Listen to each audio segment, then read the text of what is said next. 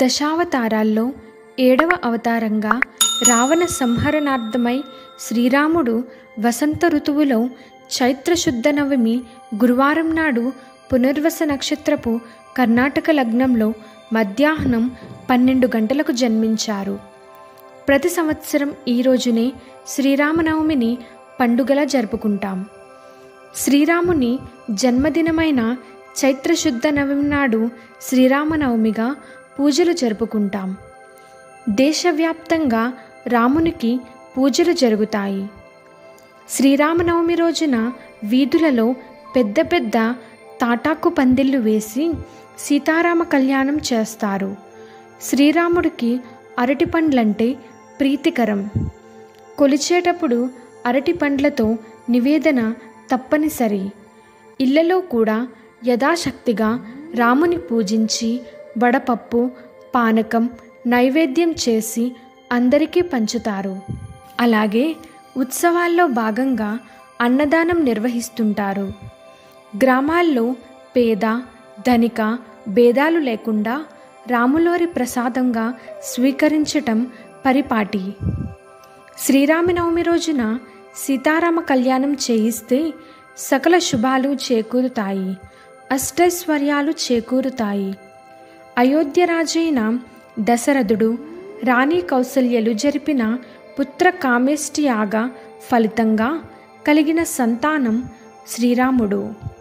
దశావతారాల్లో శ్రీరామావతారం ఒకటి. శ్రీరాముని జనన సమయంలో అప్పటికే రాక్షసుడైన రావణుడు భగవరాధకులను, మునులను, దేవతలను ముప్పతిప్పలు పెడుతూ లోకాలని అల్లకల్లోలం చేస్తున్నాడు. రావణ సంహారం చేసి ధర్మాన్ని రక్షించాడు. మానవుడు ఎలా ఉండాలి, బంధాలను ఎలా గౌరవించాలి, ఎలా కాపాడుకోవాలి అని ఆచరించి చూపించాడు శ్రీరామచంద్రుడు. మనం శ్రీరామనవమి పండుగను భద్రాచలంలో ఏ రోజైతే చేస్తారో అదే రోజు అందరూ అన్ని ప్రాంతాల వారు జరుపుకోవాలి. శ్రీరామనవమి రోజు ఉదయం 6 గంటలకు నిద్రలేచి తలంటు స్నానం చేసి పసుపు రంగు దుస్తులను ధరించాలి. పూజా మందిరము, ఇల్లు మొత్తం శుభ్రం చేయాలి.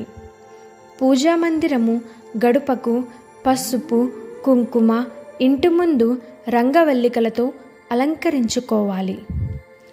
పూజకు ఉపయోగించే పటములకు గంధము, కుంకుమ పెట్టి సిద్ధంగా ఉంచాలి.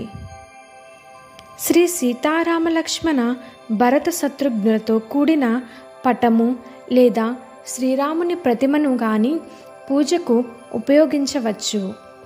పూజకు సన్నజాజి, తామర పువ్వులు, నైవేద్యానికి పానకం, వడపప్పు, కమలాకాయలు సిద్ధం చేసుకోవాలి. అలాగే పూజకు ముందు శ్రీరామ అష్టోత్తరము, శ్రీరామ రక్షాస్తోత్రము, శ్రీరామాష్టకము, శ్రీరామ సహస్రము, శ్రీమద్రామాయణం లాంటి స్తోత్రాలతో శ్రీరాముడిని స్తుతించాలి.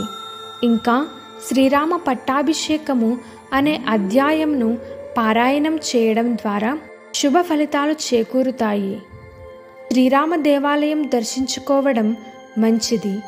అలాగే దేవాలయాల్లో పంచామృతముతో అభిషేకం, శ్రీరామ ధ్యాన శ్లోకములు, శ్రీరామ అష్టోత్తర పూజ, శ్రీరామ కళ్యాణము వంటి పూజా కార్యక్రమాలను జరిపిస్తే అనుకున్న కార్యాలు దిగ్విజయంగా పూర్తి కావడంతో పాటు సకల సంపదలు చేకూరుతాయి.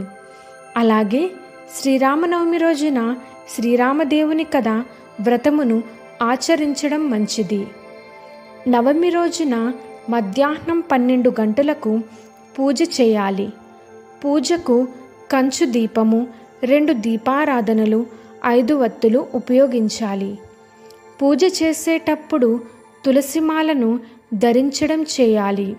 పూజ పూర్తయిన తరువాత అన్నదానం, శ్రీరామ రక్షా స్తోత్రం, శ్రీరామ నిత్య పూజ వంటి పుస్తకాలను తాంబూలముతో కలిపి ముత్తైదువులకు ఇవ్వడం ద్వారా శుభ ఫలితాలు ఉంటాయి.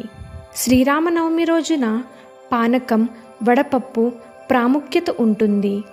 నవమి రోజున పానకం, వడపప్పు తయారు చేసి మహాప్రసాదంగా స్వీకరిస్తారు. దీని వెనుక ప్రాకృతిక పరమార్థము లేకపోలేదు.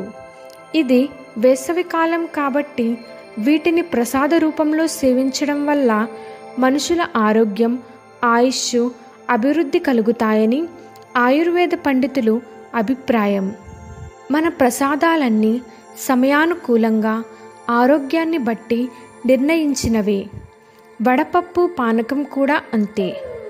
శరదృతువు, వసంత ఋతువులు యముడి కోరల్లాంటివని దేవి భాగవతం చెబుతోంది. ఈ ఋతువులోని వచ్చే గొంతు వ్యాధులకు పానకంలో ఉపయోగించే మిరియాలు, యాలకులు ఉపశమనాన్ని ప్రసాదిస్తాయని, ఔషధంలా పనిచేస్తాయని లౌకికంగా చెబుతారు. పానకం విష్ణువుకి ప్రీతిపాత్రమైంది. పెసరపప్పు శరీరంలోని ఉష్ణాన్ని తగ్గించి చలవ చేస్తుంది, జీర్ణశక్తిని వృద్ధి చేస్తుంది. దేహకాంతికి, జ్ఞానానికి ప్రతీక. పెసరపప్పును వడపప్పు అంటారు. అంటే మండుతున్న ఎండల్లో వడకొట్టకుండా వేడి నుంచి కాపాడుతుందని అర్థం. పెసరపప్పు బుధగ్రహాలకు ప్రీతిపాత్రమైనది. పూర్వీకులకు పెసరపప్పు ఎంతో ప్రసన్నమైంది. ఫ్రెండ్స్, మీకు ఈ వీడియో నచ్చినట్లు అయితే లైక్ చేయండి, మన ఛానల్ని సబ్స్క్రైబ్ చేయండి. Thank you.